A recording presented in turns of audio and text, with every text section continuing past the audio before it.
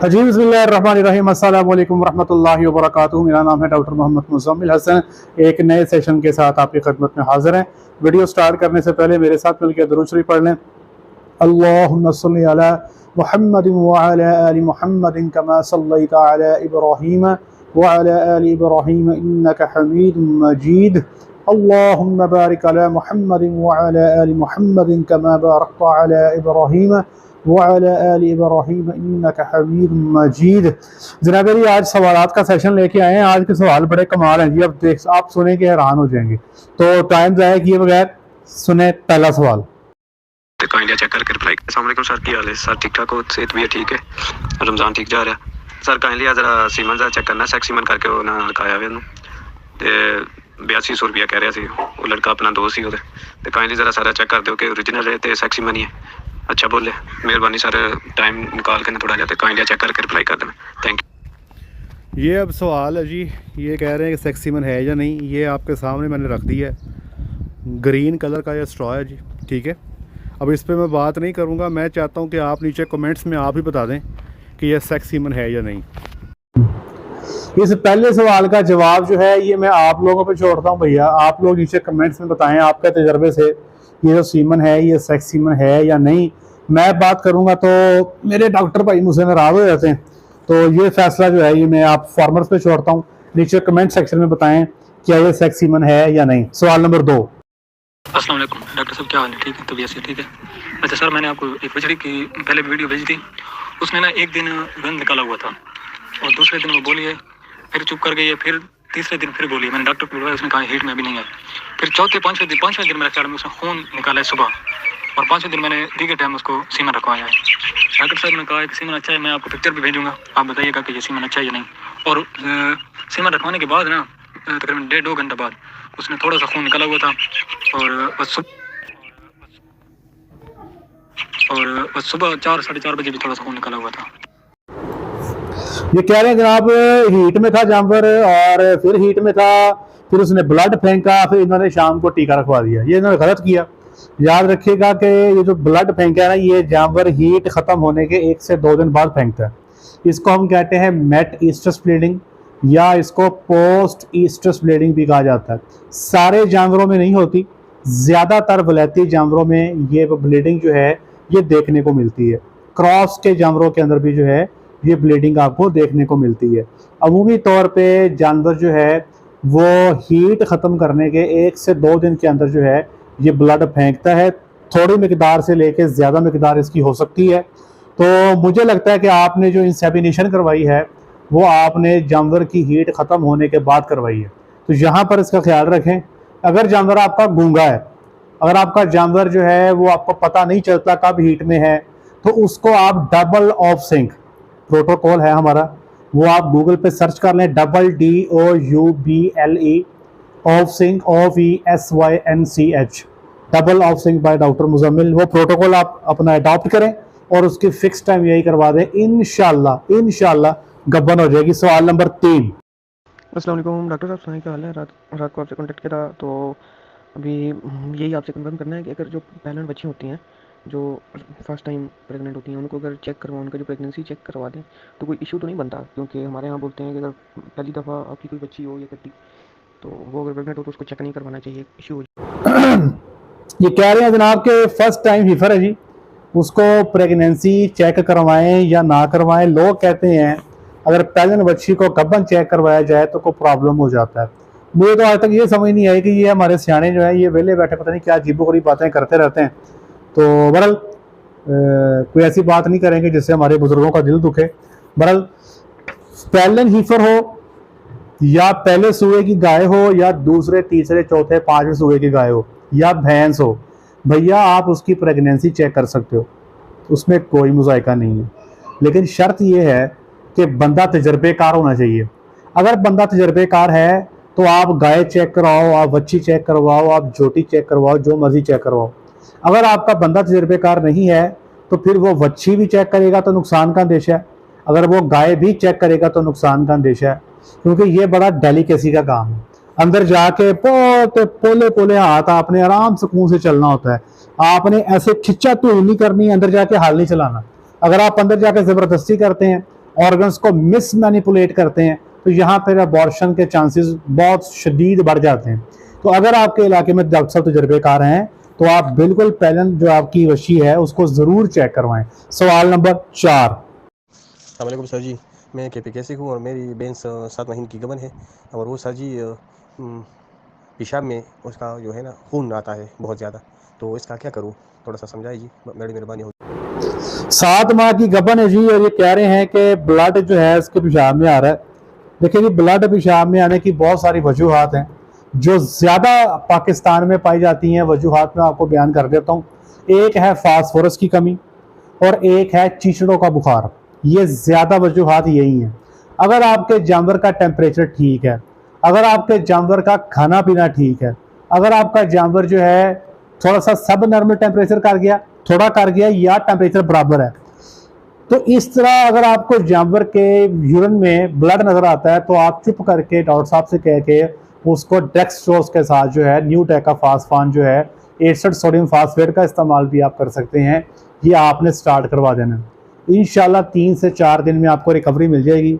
सरसों का इस्तेमाल अगर आप कर रहे हैं तो वो उसको सरसों मील उसका इस्तेमाल कम कर दें। अगर आप चारा जात में सरों इस्तेमाल कर रहे हैं उसका इस्तेमाल कम कर दें। साथ ही ऐसा मिनरल इस्तेमाल करें जिसमें कॉपर हो, जिंक हो और इसके साथ साथ विटामिन 83 मल्टी विटामिन भी जानवर को जो है आपने इस्तेमाल करवाने हैं। विटामिन सी की गोलियां भी आप दे सकते हैं।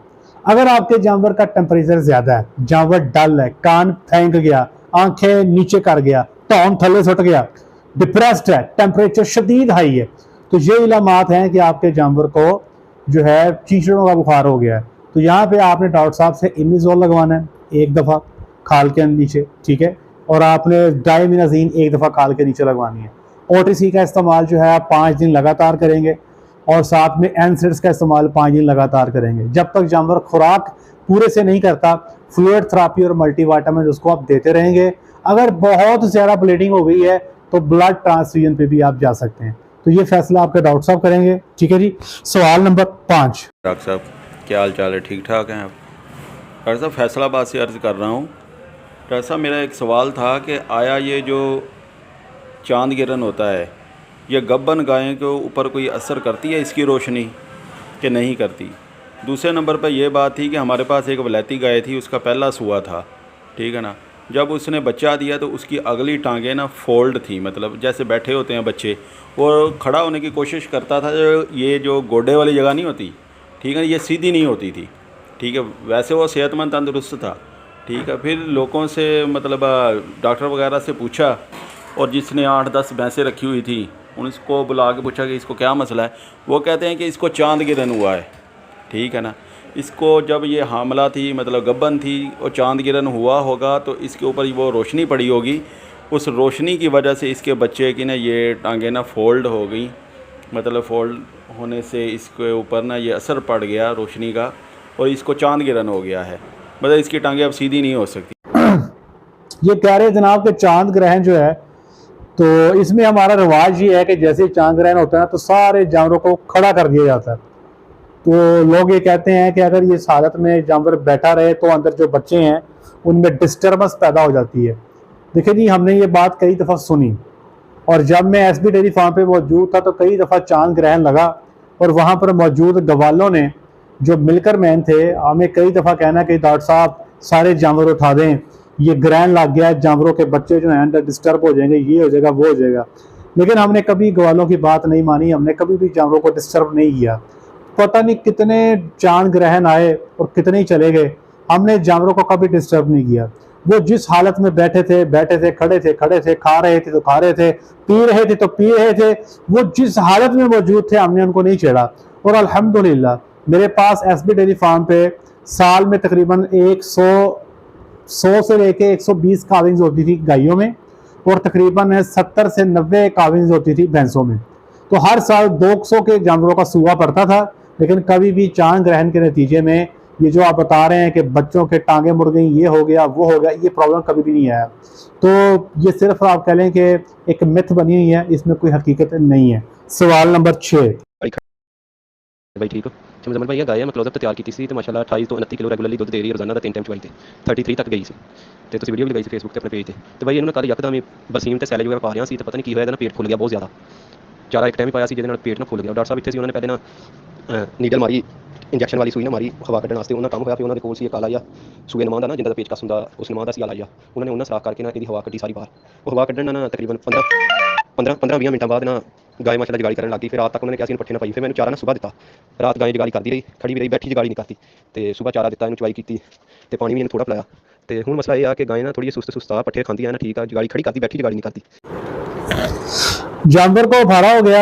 ठीक है जी, देखें एक मेरी बात याद रखें कि बरसीम का इस्तेमाल जब भी करें कोशिश करें बरसीम को कुतर लें, तूड़ी के अंदर मिक्स कर लें, उसके अंदर वंडा मिक्स कर लें, अच्छी तरह मिक्स करके गितावा बना लें। मुझे याद है कि अक्सर औकात हमारे पुराने ज़माने में ना ये जो हमारे बुज़ुर्ग जानवरों की फीडिंग किया करते थे तो वो गतावा बनाया करते थे, जो खल को तूड़ी को पट्ठों को मिक्स कर दिया करते थे। ये दुरुस्त तरीका है। आपने जो भी खुराक देनी है जितनी भी देनी है सबको मिक्स कर दें। मिक्स करने के बाद जो है आपने वो खुराक जो है वो आपने जानवरों को देनी है। मेरी बात समझिए आप। अब जानवर जो है जिसको फारा हुआ वो फारा आप बता रहे हैं कि डॉक्टर साहब आए उन्होंने वो किनोला लगाया फारा निकल गया, जानवर जुगाली करने लग गया, लेकिन अभी भी आप कह रहे हैं कि उसका खुराक का इंटेक पूरा नहीं है, तो सिंपल आपने डॉक्टर साहब से कह के इसको कैल्शियम, डेक्सट्रोज, बी कम्प्लेक्स, ब्यूटेकोफॉस्फान ये 3 को दिन लगवाना आपने। इंशाअल्लाह अज़ीज़ जो है जानवर अपने पैरों पे हो जाएगा, बेहतर हो जाएगा। और कोशिश करें इस जानवर को खुराक में कम से कम 5 से 6 दिन मीठे सोडे का इस्तेमाल और यीस्ट का इस्तेमाल जो है वो लाजमी करें। इंशाअल्लाह अज़ीज़ जो आपका जानवर है वो ठीक हो जाएगा। सवाल नंबर 7। अस्सलाम वालेकुम डॉक्टर साहब की हाल चाल है। डॉक्टर साहब एक झोटी है पहला पूरी झोटी है तकरीबन समझ लो कुंबर भी पूरी है बदन भी पूरा है उन्होंने डर्माजीन का टीका लगाया 2 सीसी तो कितने दिन में हीट जाएगी तो ये दोबारा लगाना पड़ेगा। छोटी है बेहतरीन किस्म की, ठीक है, और ये बता रहे हैं कि कद शद पूरा है, वजन भी पूरा है, 2 सीसी इन्होंने डल्माजीन लगाया तो हीट में कब आएगी। देखिए भैया इस बात पे हमने बहुत दफ़ा बात की है कि डल्माजीन उस वक्त काम करेगा जब जानवर की ओवरी के ऊपर CL मौजूद होगा। मेरी बात समझ रहे हैं? CL कहते हैं कार्पस ल्यूटियम को। ये एक स्ट्रक्चर है जो बैजादानी के ऊपर बनता है, ठीक है जी। तो अगर ये बैजादानी के ऊपर मौजूद है तो फिर डल्माजीन लगाने से जानवर जो है 2 से 5 दिन में हीट में आ जाएगा। अगर जानवर की बैजादानी के ऊपर ओवरी के ऊपर अगर कॉर्पस ल्यूटियम मौजूद नहीं है तो मेरे भाई आप 2 सीसी छोड़ के 200 सीसी भी लगा देंगे जानवर हीट में नहीं आएगा। इसीलिए आंखें बंद करके डल्माजीन या साइक्लोमेट का इस्तेमाल बंद करें। अगर कोई डॉक्टर आपसे एक बोले कि जानवर हीट में नहीं आ रहा तो साइक्लोमेट लगा दो, आप उसको बोलें कि पहले ओवरी पे CL चेक कर लें। अगर फंक्शनल CL मौजूद है तो भाई उसको डल्माजीन लगाओ, काम हो जाएगा। अगर फंक्शनल CL मौजूद नहीं है तो उसके लिए वही प्रोटोकॉल जो मैंने पहले बताया डबल ऑफसिंग उसको इस्तेमाल करें, इंशाल्लाह जानवर हीट में आ जाएगा। अगर जानवर की बच्चेदानी कमज़ोर है, ओवरीज का साइज़ छोटा है तो फिर कोई भी प्रोटोकॉल नहीं लगाना, कोई भी टीका नहीं लगाना। पहले जानवर को साइलेज देना है, अच्छी एनर्जी अच्छी प्रोटीन का वंडा देना है, अच्छी क्वालिटी के मिनरल्स देने हैं और साथ ही साथ डेल्माविटाल या विटामिन 83 का शॉट इस्तेमाल करना है। 1 महीने बाद फिर आपने जानवर को प्रोटोकॉल लगाना है तो वो ज़रूर रिस्पॉन्ड करेगा। आज के लिए इतना ही, अपना ख्याल रखें, दुआ में याद रखें, 5 वक्त की नमाज बाजमात अदा करें। अस्सलामु अलैकुम रहमतुल्लाहि व बरकातुहू।